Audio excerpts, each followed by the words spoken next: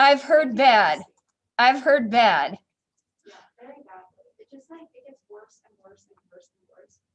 And I think the problem is like because the Wi-Fi is so bad, everyone's starting to set up hotspots. That makes the problem. Making hotspots on your phone makes the problem worse. Like, don't do it. I think a lot of people feel like they don't have any other option because it's already kicking them out. No, and that makes a lot of sense. So it's horrible and cold. Oh, I know. We got the email the other day. If it helps, it's cold in our offices too. I have a blanket in my office and I've basically been wrapping it around myself as soon as I get in. I slept with my hair dryer in bed so I can warm my feet up. Like it's freezing. That is a Michael Scott level of trying to warm yourself, like because Michael Scott in The Office left a Foreman grill at the base of his bed so he could have bacon and wake him up in the morning. It's so freezing. They're gonna turn it on. They're gonna turn it on next week because tomorrow is supposed to be pretty warm.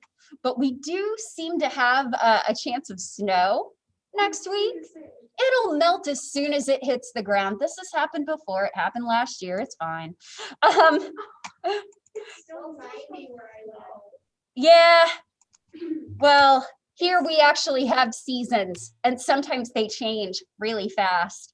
It's literally still 90 in my hometown. Like I'm not emotionally prepared. No, not snow. Okay, so that prediction is a week out. Remember that things can change. All right, so the last time that we were here, we were talking about the availability heuristic. So this is a very simple thinking strategy where we estimate the likelihood of events based on how available they are in memory.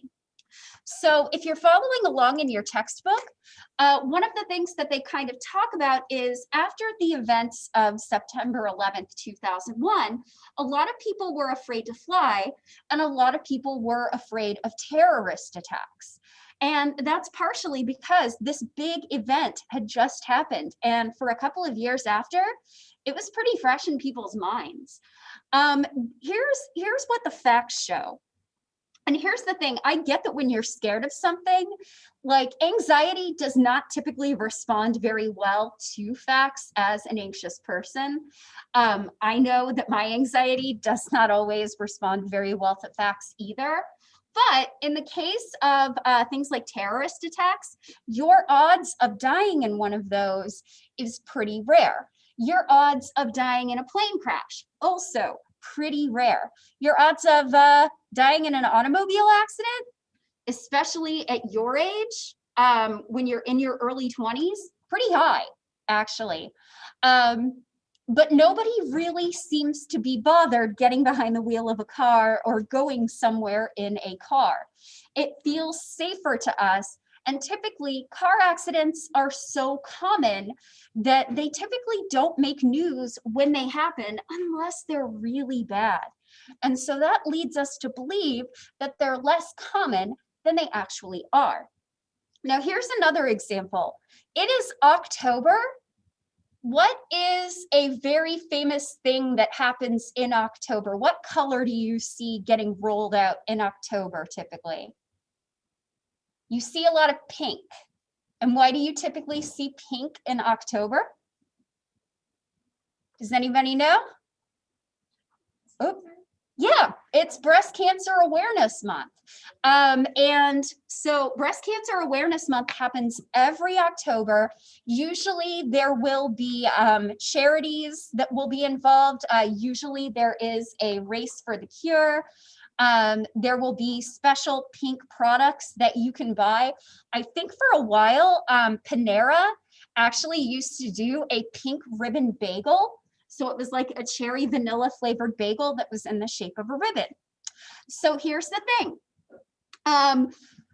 This awareness month would lead you to believe that breast cancer is the leading cause of death in women. And it really isn't. Does anybody know what the leading cause of death in women is? And we're breaking this down in terms of all age groups. What is the number one cause of death in women? Yeah. Giving birth, that is actually not number one, but that is definitely something that we need to work on. Deaths during giving birth are a big problem. That's especially true if you are not white. We know that that's an issue. Let me see what else we got. We got somebody in the chat. Domestic violence and abuse, another good guess, but no, not quite. The number one killer of women is heart disease. And you wouldn't really think of that, would you? Like, usually when you see somebody having a heart attack on TV and they're grabbing their chest and they're like, oh, it hurts, it's usually a man. And one of the things that we know is that symptoms of heart attack in women typically don't look like how they do in men. Rather, it might be things like low energy, nausea, maybe tingling in an arm, but not necessarily that chest pain. So the number one cause of death for all women of all ages is heart disease. Cancer, and we're talking about any type of cancer, is number two. Stroke is number three. Now, I don't really know where COVID fits into all of this, so we'll go ahead and kind of skip it. But when you have Breast Cancer Awareness Month, it really makes you believe that breast cancer can be more common than it actually is. And let's be clear, it's pretty common, but it's not as dangerous, or I mean, it can be dangerous, but people overlook the fact that heart disease basically accounts for 22%. That's like 1/5. That's a lot of people, and we don't really think about heart disease with women. So take care of your blood pressure, take care of your cholesterol, eat healthy foods, get lots of exercise. You don't need heart disease. So let's go to an example that's a little less dark. Bless you. Is the letter K most likely to occur in the first position of a word or the third position?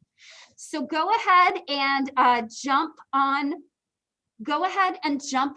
the Discord or in the chat and let me know if you think it's more likely to occur in the first position or the third position. And if you're here in class, raise one finger or three. Okay. Well, technically, I understood what you meant. Okay. Okay, a lot of people are saying third on Discord.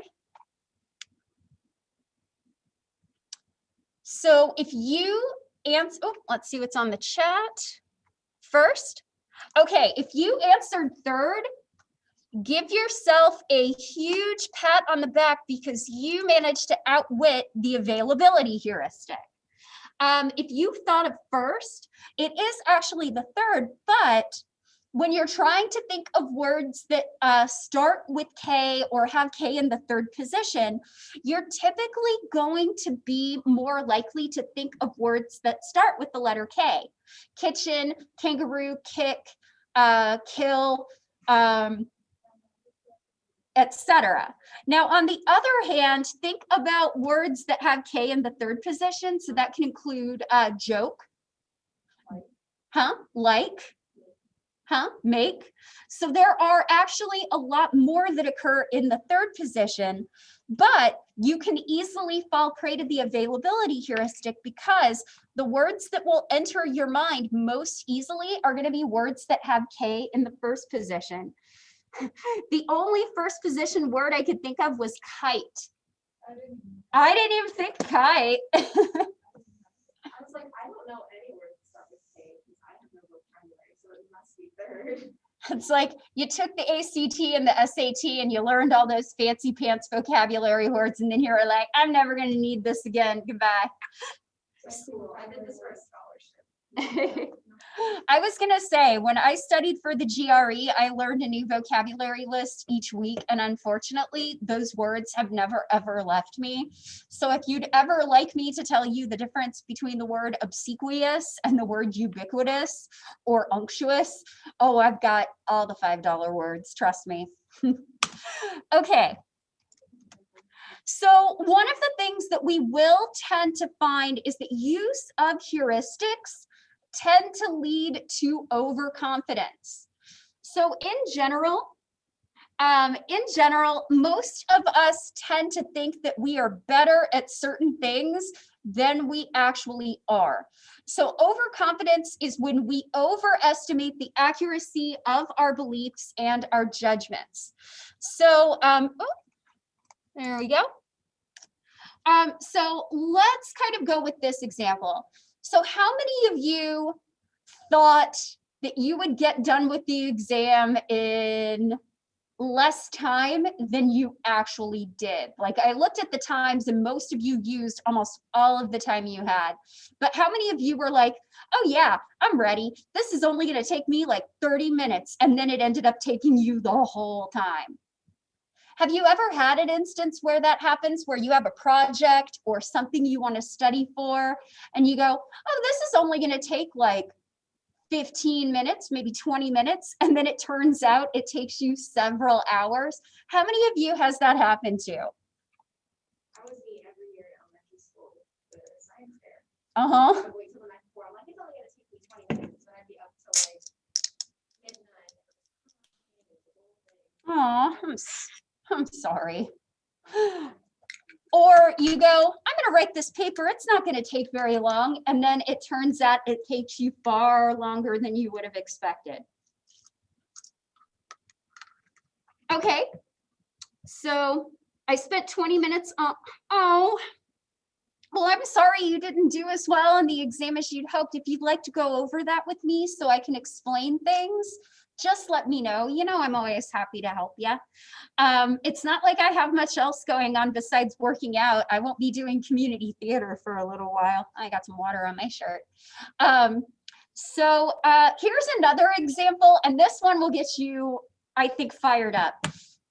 Tell me if you believe that your driving ability is above average. Tell me if you think your driving ability is above average. How many of you think you are better than other drivers out there? Yes, but also no. Can you clarify what you mean by yes, but also no? In the sense that, like, absolutely, I am better than every driver ever, and the speed that I'm going is the exact right speed. Everyone else is going too fast or too slow or whatever. But also, I got in a really bad car accident, and that does not happen to super good drivers. Well, but I mean, it can if you don't have a lot of skill. Let me see if we've got anybody in the chat or the Discord. No, but I will get slight road rage at others. Me too. Especially in these tinier little towns where the speed limit's 30, and then you're behind an older person who's going like 25, and I'm like, you can do the speed limit. Come on. It's so hard and frustrating. So here's the thing. Most people believe that they are above average drivers. Statistically speaking, you know that that cannot be true, right? The average is the average because that's where most people tend to be. But here's the thing though, overconfidence often tends to happen because we don't get good feedback on our performance. So for example, most people believe that they are above average drivers because they've never been in a car accident or they've never gotten a ticket. And the thing is, you can be a terrible driver and never get a ticket or never get in a car accident. You've just had a couple of near misses or things like that, and you've been really lucky. Typically, what we need to be able to judge our abilities accurately, we need to have good immediate feedback. We need correction. And we need to have that happen immediately. Feedback doesn't really do a lot of good if you are waiting like several months out. That's why I try to grade your work within about a week. The reason that I do that, A, I'm kind of required to, but B, I would get it back to you within a week anyway, because if I give graded exams back to you like 2 months later, first of all, you're going to be really annoyed at me. Second of all, you will have no idea what you can do better to help yourself next time. You won't have a good idea of what worked for you, what didn't work for you, what questions are easier for you, what questions are harder for you. So one of the ways that we can actually get better with overconfidence is feedback. So here's another example, and this one might blow your mind a little bit. So with this, using heuristics with overconfidence, can it lead to something that could be fatal, like daredevils who attempt a stunt and they end up dying? Yeah, that absolutely could be that.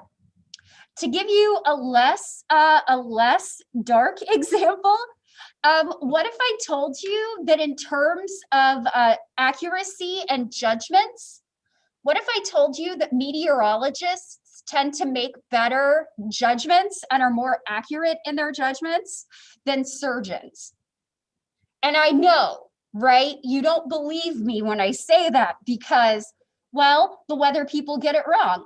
They said it was supposed to be kind of warm the other day, and it really wasn't.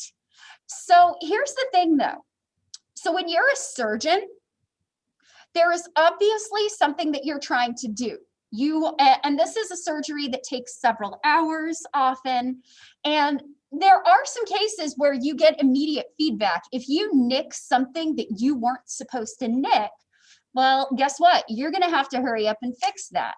But you have no idea if the surgery ultimately was beneficial. And additionally, if somebody dies on your table or dies a few months after surgery, you will have no idea if that was because of your efforts or if it was just because this was something that even with all the surgery in the world, you couldn't beat. So the feedback is delayed. Now compare that with a meteorologist. They make a prediction based on a certain type of weather model of what the weather is going to be like. And then based on that, based on what happens that day and the feedback that they get, either they were correct or they were off, what we end up finding is that because of that, we end up modifying the model so that it can become more accurate over time because you get daily feedback as to whether your model works. So a surgeon's going to get delayed feedback. That's going to make them more overconfident. A meteorologist gets immediate feedback, and because of that, they can actually be more accurate in their judgments and their abilities. So I thought you might find that kind of interesting. So now let's talk about the effects of framing, which I just read about and recorded on Monday. Decisions and judgments are going to be affected depending upon how you actually frame an issue. So, for example, what is the best way to actually market ground beef? Should I market it as 25% fat or 75% lean? Okay, you're saying 75. Anybody else? Anybody else? 25% fat or 75% lean?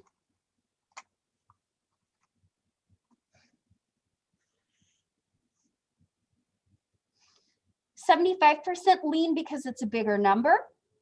I think that could be part of it.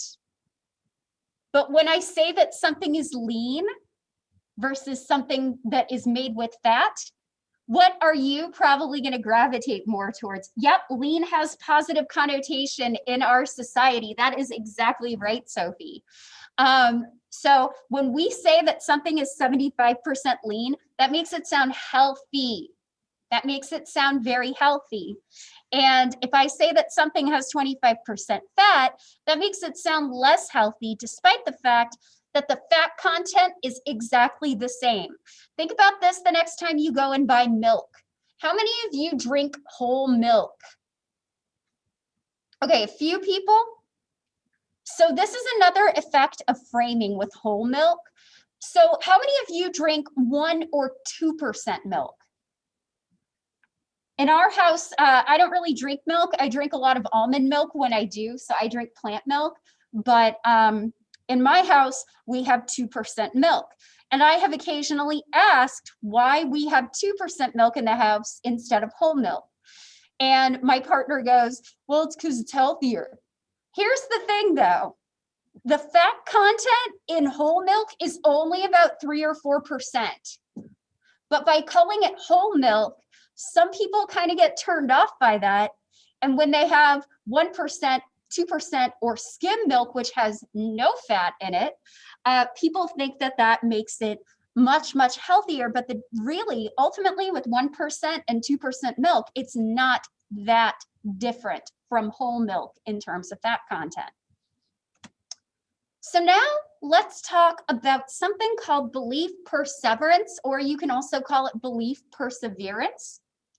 So let's say you really love coffee. Who here is a coffee addict? No coffee addicts here? Do we have any coffee addicts on Zoom? Who loves their coffee? Who loves their pumpkin spice lattes? Okay, we got D.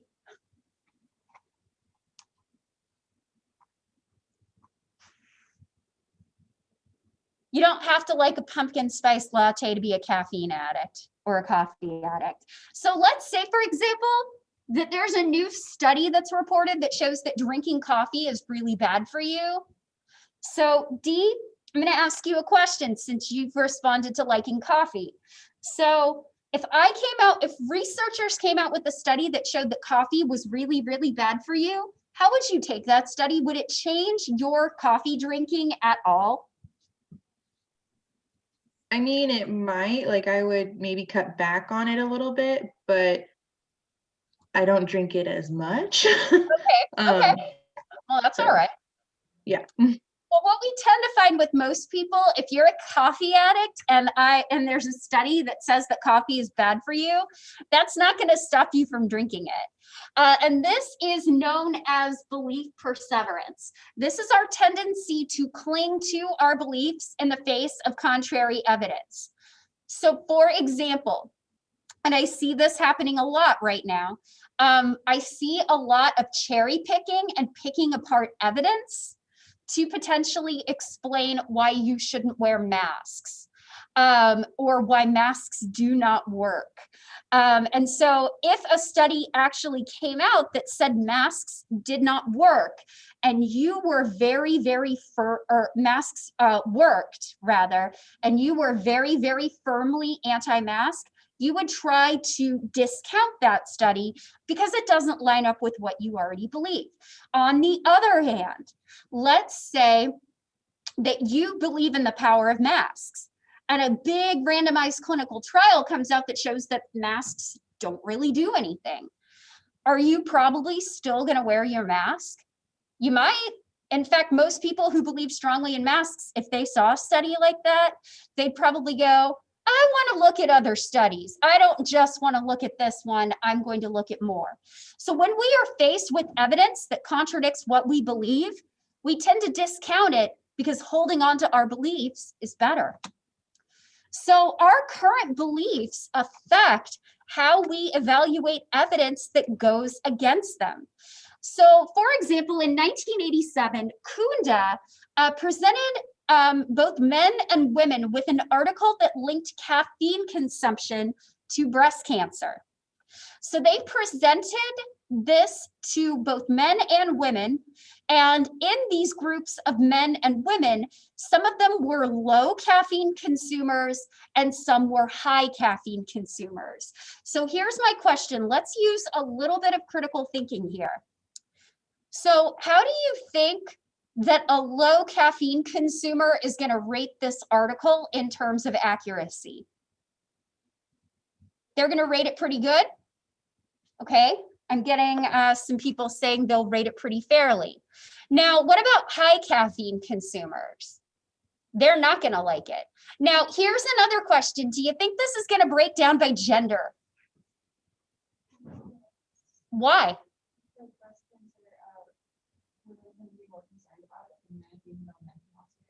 Yes, men can get breast cancer. You are absolutely right, but it is far less common in men than it is in women. So here's what the researchers actually found. So basically, all of the men evaluated the article similarly. It didn't break down by caffeine consumption because the way that they see it, it doesn't really personally affect them because they don't typically get breast cancer. On the other hand, for our women, those low caffeine consumers tended to rate the articles the way that the men did. They were like, this is pretty accurate. The high caffeine consumers, and I'm about to use a term I've occasionally seen, the high caffeine consuming women said, this article is based. This article is biased. They were much more skeptical about the article that way. So again, here's why they do that. If it turns out that the article is true, what are they going to have to do? They're going to probably have to cut down their caffeine if they want to cut their breast cancer risk. And that's a hard thing to do. Try separating a caffeine addict from their caffeine sources. I doubt it will go well. But it's a lot easier to discount that article and not have to change beliefs and not have to change behaviors. And in the face of contradicting evidence that forces us to change or suggests the possibility that we need to change our beliefs or our behaviors, most of us will stick with doing what we're doing because it's comfortable, and we'll discount anything that goes against that because we don't want to change. So now we're going to move on to talking about language. So language is really important for obvious reasons. You are hearing me speak language to you right now. Language is either spoken, written, or gestured work that communicates ideas to ourselves and to other people around us. And language is especially important because when we can share our thoughts, our feelings, and our ideas with other people around us, instead of just keeping them inside of ourselves, we can help transmit culture. We can share information. It's part of the reason why Gutenberg's printing press is one of the most important inventions in world history, because it made access to reading available to so many more people. And our ability to learn language and use language as a species was absolutely critical for our progress in evolution. I believe we refer to this as the Great Leap Forward.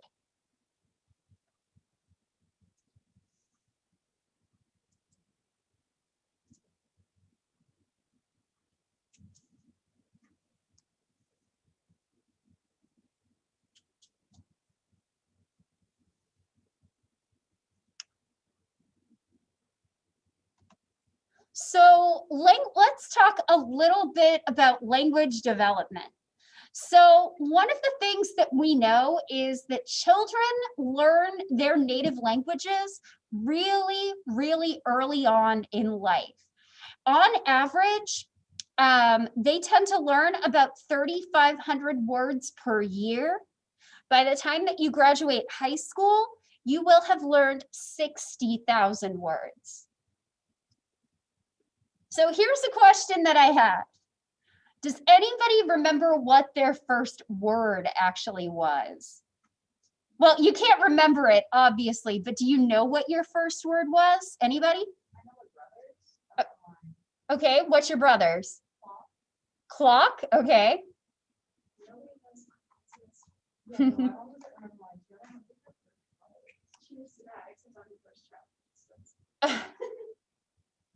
So I actually had somebody a couple of years ago whose first word was vacuum. Nice.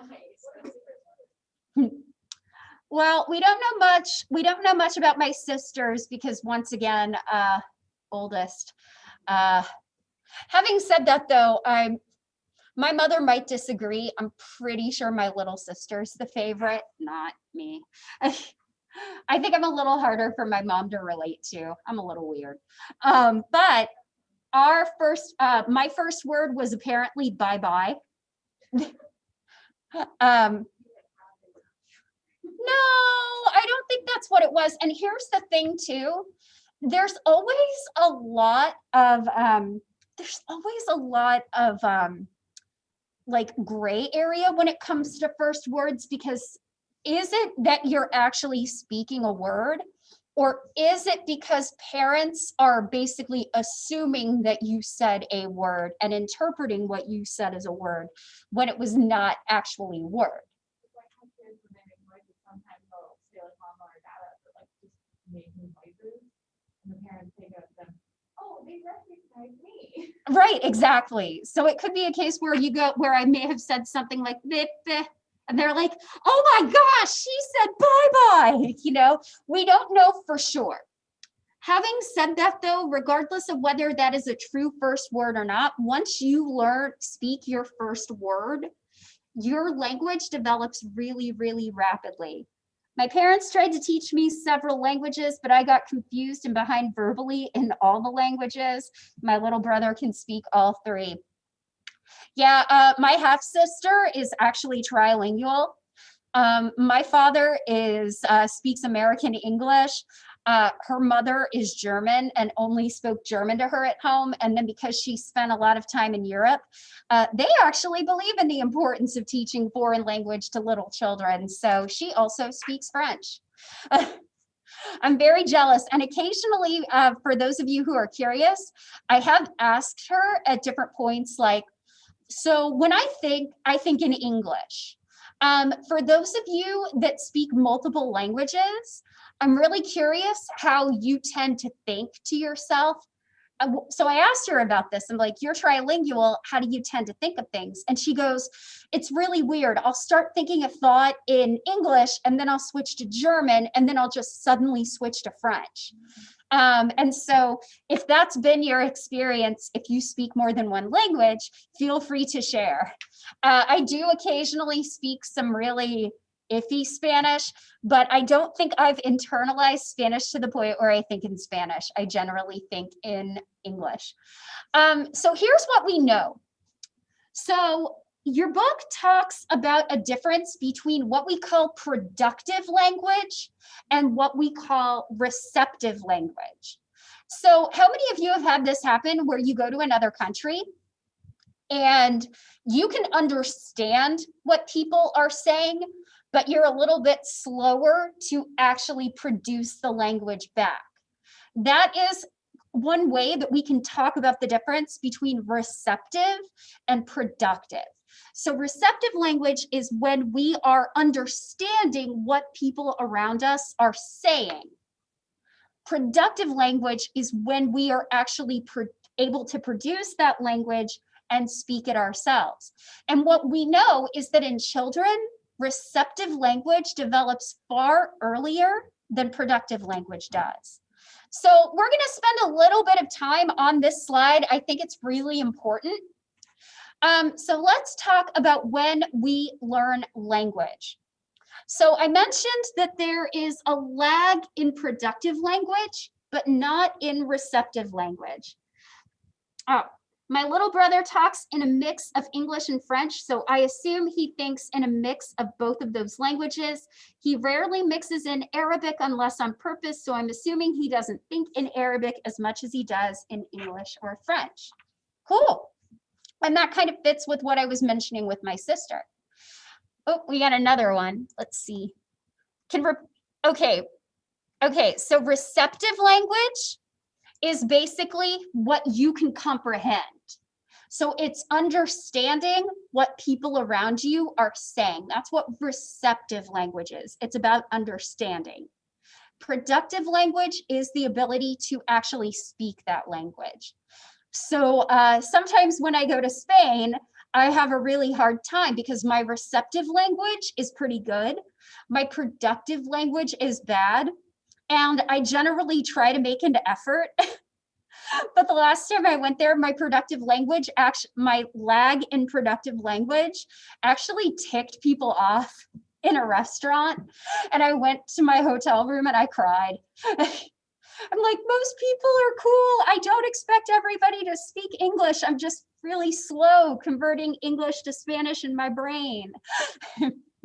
Probably means I need to spend more time on Duolingo, which I do. I'd rather learn Spanish than High Valyrian. I will say that I am not at all remotely interested in speaking on Game of Thrones, so I'll learn Spanish instead.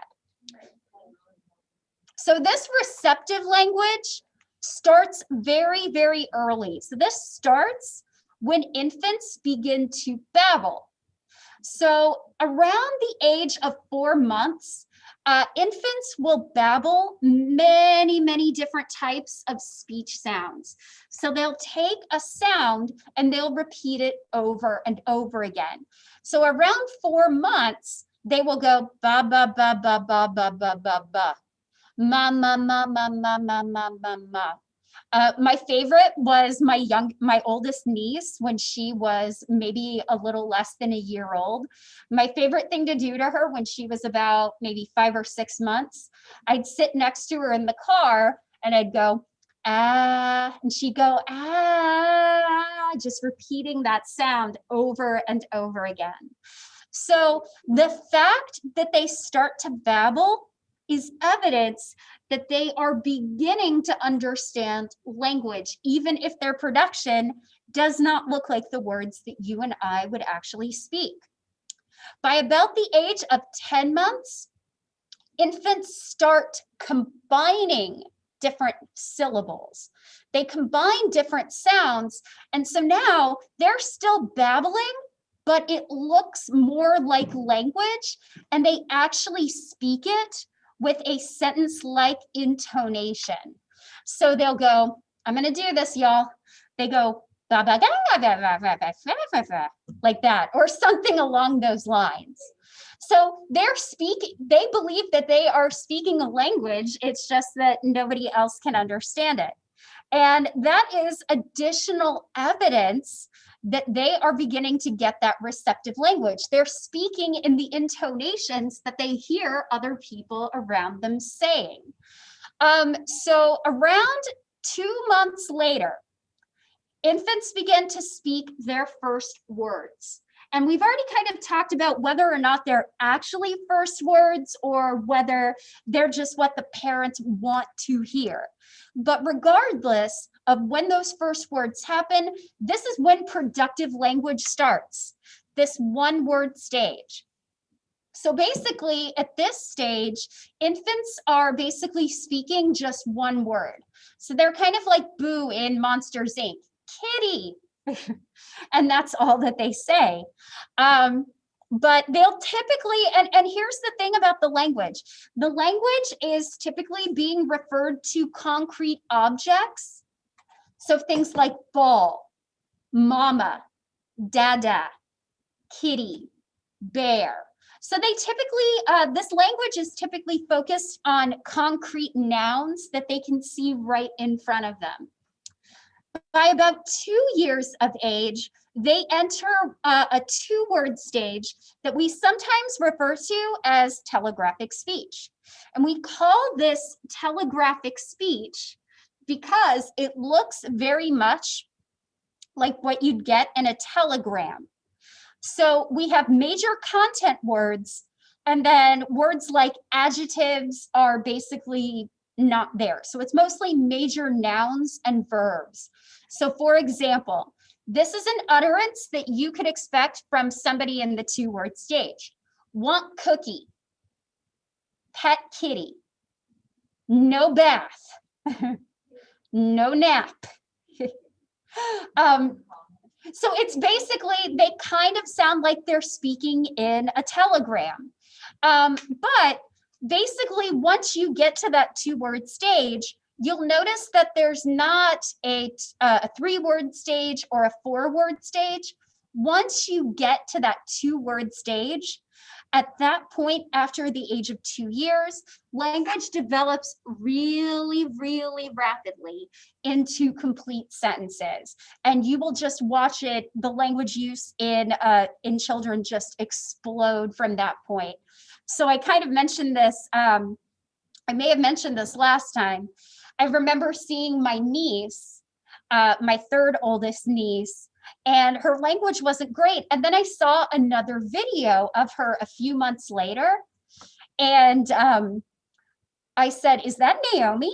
And my sister goes, no, that's Charlotte. And Charlotte is my third oldest niece. And I'm like, wow, she sounds like she's gotten such a good grip on her language that I thought it was her older sister. So this happens really, really quick. Now, one of the other things that I will mention here that I have neglected to mention at this point, this sequence is the same for all languages. It does not matter what your native language is. In this case, this sequence of steps is always the same. Just as we talked about when we talked about things like puberty, there are going to be some individual differences here. So, for example, Dr. Gilchrist learned how to talk well before she could walk. And I know what you're thinking. You don't say. She loves to talk. Of course she talked early. Yes, I did. My sister, on the other hand, was a little bit later in talking. But here's the important point. Regardless of when you start saying your first word, you have to get through the one-word stage before you can get to the two-word stage. And so this sequence of stages is the same for everybody. It's just that there's going to be some individual differences in the timing of these stages. And this happens for every language on Earth. So let's talk about language development. And I have to talk a little bit about the work of Noam Chomsky. So how many of you, has anybody here heard of Noam Chomsky? If you've heard of him, you probably know him more as a political scientist, but before his work in political science, he was a linguist. He's interested in language. And so prior to Chomsky's theory, it was very, very strongly believed that learning language was very much a learning and an operant conditioning sort of thing. So the idea being that children learned about language by corrections from their parents. There's a really big problem with that, though. Parents don't typically spend a lot of time correcting children's language. If they do, children don't listen. And additionally, sometimes children will say things that an adult never actually said. I have never heard of an adult say goed instead of went. So we went to the store, but you'll get a 2-year-old kid and they'll go, oh, we goed to the store yesterday. No adult talks like this. No adult talks like this because an adult did not teach them this. So this is where Chomsky's theory of a universal grammar actually comes into play. When you are born, you come into the world with a built-in readiness to learn any language on Earth. And here's something really interesting. So if I took a newborn infant and I played them a bunch of different speech sounds that do not occur in their native language, they would be able to tell the differences between those sounds on the basis of looking time. But as they get older, they lose those abilities. So here's a really well-known example. So in Japanese, there is no phonemic distinction between an R sound and an L sound. Ra and la are interchangeable in Japanese because they don't make that distinction.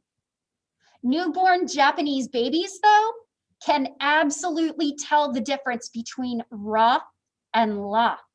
But as they get more exposure to their native language, they lose that ability because they are becoming an expert in their own language. So the idea basically is that depending on the environment that you are in, you come into the world being prepared to learn anything, but that gets further shaped by your environment and the input that you receive. And that makes you an expert at your own language, but that hurts your ability to learn any others easily. It's part of the reason why I think learning another language early is critical. And here in the United States, we don't really do that. I didn't get exposure to a foreign language class until I was in middle school. That ain't right. Usually in a lot of other countries, children get multiple languages spoken to them early on so they can develop that ability. But the more that we get input into our native language, the more expertise that we get, the less able that makes us to learn any language. So this means that language is subject to a critical period. If you aren't, so we know from cases of children that have been neglected, abused, or abandoned, that if you don't get spoken language, if you aren't exposed to any language by about the age of 7, you might actually not be able to learn any language at all. And if you do learn language, it's not going to be how you speak it, and how you produce it is not going to be very good. You're not going to understand the order of words and how they should go. This critical period also means that if you're over the age of this critical period, especially if you're over the age of 12, it makes it harder for adults to learn a new language. Now, it can be done. This is especially true if you're immersed in a culture. So if you're doing something like study abroad, or if you're doing something like Duolingo, where it is requiring you to always respond in that language, you can learn it, but you're probably going to have a bit of an accent. So for example, my father is American. He served in the military, and he actually spent a lot of time in Germany to the point where he can actually speak pretty proficient German. However, he has often been told when he does, he has a very thick American accent. And he's probably not going to be able to get rid of that. All right, so we will finish up talking about language next time. We'll talk about intelligence tests, and then we will start talking about motivation and emotion. Hopefully you still have some.